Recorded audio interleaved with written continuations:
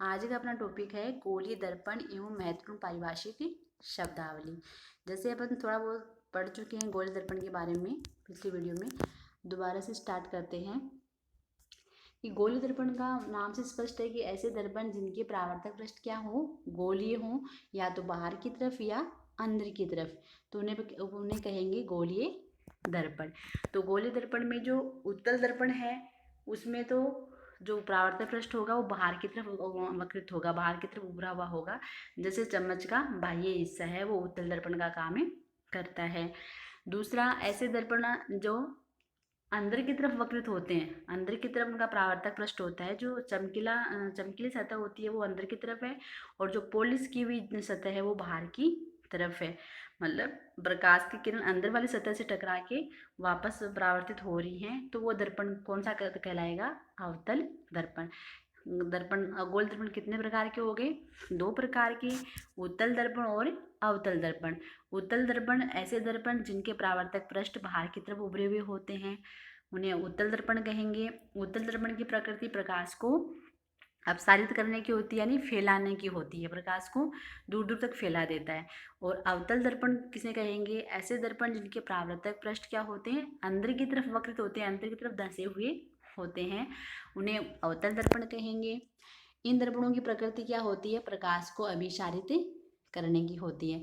चित्र के द्वारा आप देख सकते हो कि ये जो ऊपर वाला डायग्राम बना हुआ है ये किसका बना हुआ है? उत्तल ये बना हुआ है उत्तल दर्पण का। यहाँ ये जो सरफेस है वो उभरी हुई है और ये भी उत्तल दर्पण का बना हुआ है। तो ये प्रकाश किरणें से इस पर आपतित हो रही है और ये टकरा के ऐसे परावर्तित हो रही है। तो ये प्रकाश की किरणों क्या कर रहा है? ऐसे फैलाने का काम कर रहा है। दूसरा डायग्राम क्या है? यहाँ पे चिकनी सतह जो है वो अंदर की तरफ वक्रित है, और ये जो पॉलिश की भी जो जगह है ये पॉलिश वाला भाग है, और ये इसका जो चमकीला भाग है जहाँ प्रकाश आके गिरता है। तो इस पर प्रकाश आके गिरेगा तो ये प्रकाश की किरणों को क्या करेगा? फैलाने के बजाय ये प्रकाश की किरणों को एकत्रित करने का काम करता है। तो ये प्रकाश किरण आ रही है तो ये ऐसे जाएगी, और ये नीचे वाली आ रही तो ये ऊपर की तरफ जाएगी। तो ये ऊपर वाली नीचे, नीचे वाली ऊपर की तरफ। तो यहाँ ये क्या हो गया? इकट्ठा हो गया प्रकाश एक पॉइंट पे। इसको अपन आगे पढ़ेंगे। तो ये प्रकाश को अभिसारित करने की प्रकृति होती है, प्रकाश को एकत्रित करने की प्रकृति होती है इसकी। तो इसे अवतल दर्पण कहते हैं। चम्मच के एग्जाम्पल को अपन समझ सकते हैं कि जो चम्मच है, चम्मच के अंदर जो अपन खाना रखते हैं उस भाग को तो क्या कहते हैं अपन? अवतल दर्पण। अंदर की तरफ धंसा हुआ है, और जो बाहरी सरफेस है उसको कहेंगे अपन ये वो उत्तल दर्पण का काम कर रहा है। अब अपन इनसे संबंधित क्या पढ़ेंगे? महत्वपूर्ण परिभाषाएं पढ़ेंगे, जो अपने आगे परावर्तन के नियम पढ़ेंगे, और जो आगे का टॉपिक पढ़ेंगे पाठ में प्रतिबिंब निर्माण, वहाँ पे ये बिंदु काम आएंगे। तो सबसे पहले आता है वक्रता केंद्र। तो अब उनको समझना है कि गोलीय दर्पण जो बनते हैं वो गोलीय कोषों से बनते हैं। कहने का मतलब जैसे अपन ये डायग्राम बनाया तो इसको अपन ने ऐसे डॉट डॉट करके पूरा किया, मतलब ये जैसे कि ये दर्पण है अपना, तो इसको अपन ऐसे डॉट डस्ट करके इसको पूरा करेंगे तो क्या बन गया? एक सर्किल बन गया। तो ये गोलीय दर्पण जो है ऐसे ही गोलीय कोषों के हिस्से होते हैं, इनको तोड़ के काट के ये दर्पण बनाए जाते हैं। तो जैसे कि एक वर्त बन गया, वर्त का मध्य बिंदु केंद्र कहलाता है, वैसे ही क्योंकि इन गोलाई को बोला गया है वक्रता, तो ये दर्पण इस कोष को काट के क्या बनाएंगे? गोलीय दर्पण। तो इस गोलीय दर्पण बनाने के कारण से इस गोलीय कोष के मध्य बिंदु का नाम हो जाता है वक्रता केंद्र। ठीक है। तो वक्रता केंद्र की परिभाषा कैसे लिखते हैं कि गोलीय दर्पण जिस गोलीय कोष से बनाए जाते हैं, जिन गोलीय कोष से बनाए जाते हैं उनका मध्य बिंदु क्या कहलाता है? वक्रता केंद्र कहलाता है। इसे अपन सी से लिखते हैं। वक्रता केंद्र को किसे लिखते हैं? कैपिटल सी से लिखा जाता है। दूसरी परिभाषा आती है ध्रुव की, पोलर की। तो यहाँ पे क्या है? गोलीय दर्पण के मध्य बिंदु को देखो, वहाँ तो था गोलीय कोष का मध्य बिंदु और यहाँ पे है गोलीय दर्पण का मध्य बिंदु। तो दोनों में अंतर है। वो तो था ऐसे गोलीय कोष का मध्य बिंदु, और ये है कि इस गोलीय कोष को अपन ने काट के जो दर्पण बनाया है इसका मध्य बिंदु, तो इसको अपन क्या कहेंगे, ध्रुव कहते हैं। और इसको P से दिखाया जाता है, लिखा जाता है। ठीक है। इसके आगे की परिभाषा है वक्रता त्रिज्या। तो वक्रता त्रिज्या बहुत सिंपल है कि यहाँ C और P, या यूँ कह दें ये पूरा का पूरा गोलीय दर्पण, इन दोनों को मिलाने वाली जो सीधी रेखा है, ठीक है, ये दूरी C और P के बीच की दूरी, या वक्रता केंद्र और दर्पण के बीच की जो दूरी है उसको वक्रता त्रिज्या कहते हैं। इसे अपन लिखते हैं कैपिटल R से लिखा जाता है। इसके बाद में आता है मुख्य अक्ष। तो मुख्य अक्ष को समझने के लिए क्या करेंगे कि जो वक्रता केंद्र P है, C है और ध्रुव P है, इन दोनों के मध्य से गुजरने वाली सीधी रेखा, ये काल्पनिक रेखा है, मतलब ये इसकी कोई सीमा नहीं है इधर और आगे की तरफ।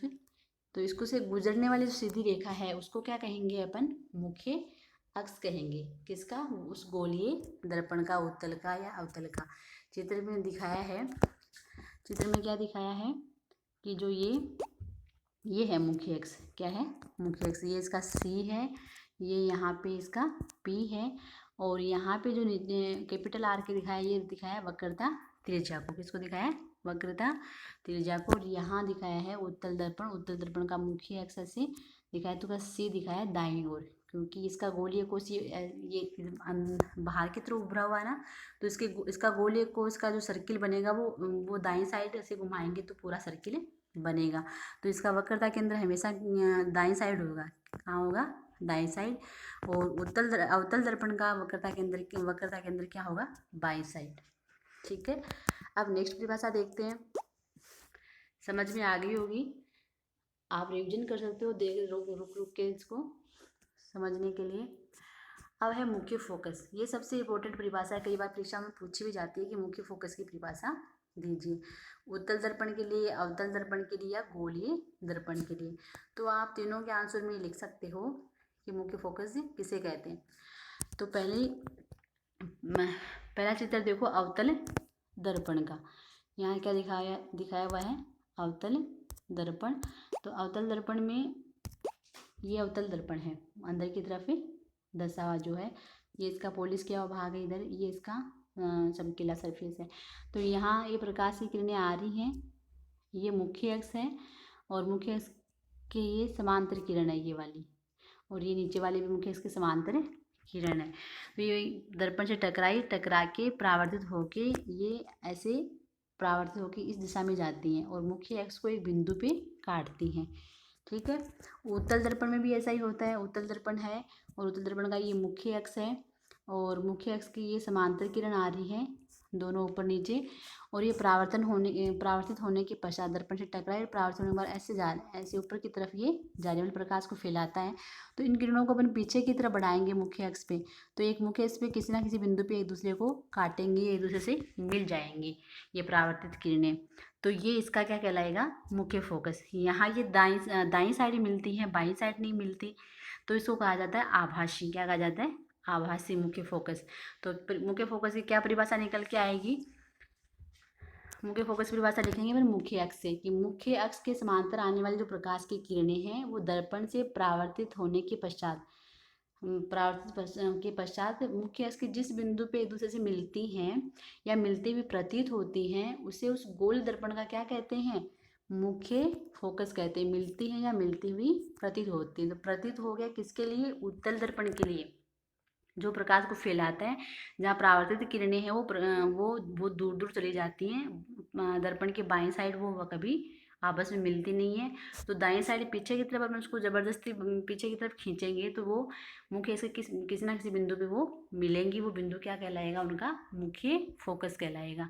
और अवतल दर्पण के अंदर ये किरणें वास्तविक रूप से मिल जाती हैं मुख्य अक्ष पे, तो उसका फोकस कहलाता है वास्तविक मुख्य फोकस।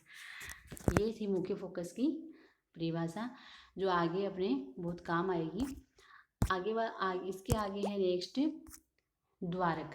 द्वारक क्या होता है, जो ये गोलीय दर्पण जो है, गोलीय दर्पण होते हैं, इन गोलीय दर्पणों का जो गोलाई वाला भाग होता है, जैसे कि आप चित्र से समझोगे, जैसे ये गोलीय दर्पण है, तो गोलीय दर्पण का ये जो वक्रता वाला भाग है उसके यहाँ से लेके यहाँ तक सीधी दूरी जो है ये इसकी एकदम सीधी दूरी, ठीक है, ये सीधा गोलाई गोलाई वाला जो भाग है उससे अपन सीधी दूरी निकालेंगे। ये सीधी दूरी उसका क्या कहलाएगा? द्वारक कहलाएगा। क्या कहलाएगा? द्वारक कहलाएगा। तो द्वारक से मतलब इधर से प्रकाश टकरा के इसमें से परावर्तित होगा, इसका द्वारक है एक्टिव पार्ट।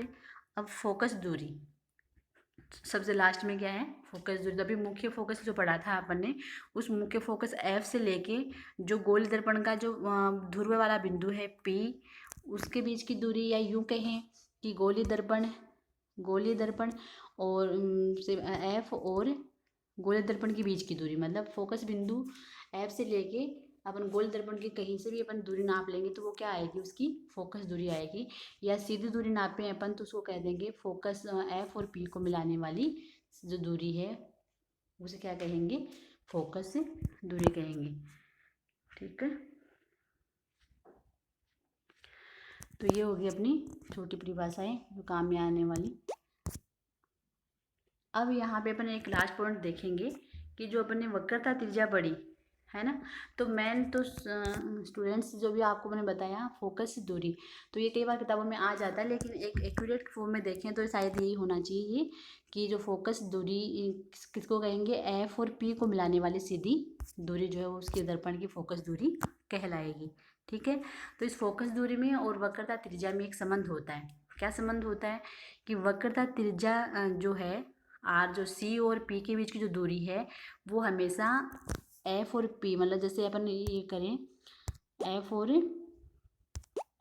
जैसे ये दर्पण है, दर्पण का ये C है और ये F है, तो ये P है, तो C और P के बीच की दूरी तो कहलाती है R। क्या कहलाती है? R। और C और F के बीच की, नहीं सॉरी, ये F और P, F और P के बीच की दूरी क्या कहलाती है? फोकस दूरी, स्मॉल f कहलाती है। तो इन दोनों में क्या संबंध होता है कि ये दूरी जो है वक्रता त्रिज्या जो हमेशा दुगुनी होती है, फोकस दूरी से क्या होती है? दुगुनी होती है। तो ये जो R का मान है वो हमेशा दुगुना होता है और फोकस दूरी से आधी होती है। तो ये इस नियम में लिखेंगे। इस नियम पर आधारित छोटा क्वेश्चन भी आता है कई बार एग्जाम में, बहुत ईजी है। कि मान लो R का मान आपको 15 दे दें, F का मान पूछे तो क्या आएगा? 7.5 आएगा, 7.5 आएगा, और फोकस दूरी का मान 7.5 दे दें, फिर वक्रता त्रिज्या का मान पूछ लें तो उसका क्या हो जाएगा? दुगुना हो जाएगा। 7.5 को 2 से गुणा कर दोगे तो वो आ जाएगा, R का मान आ जाएगा। तो इस नियम में आपको, इस संबंध में आपको ये लिखना है कि वक्रता त्रिज्या जो है सदैव फोकस दूरी से क्या होती है? दुगुनी होती है, या दूसरे शब्दों में फोकस दूरी जो है वो सदैव वक्रता त्रिज्या से आधी होती है। ठीक है, और ये नियम जो है छोटे द्वारक वाले गोल दर्पण पे लागू होता है। Thank you for watching. Good study.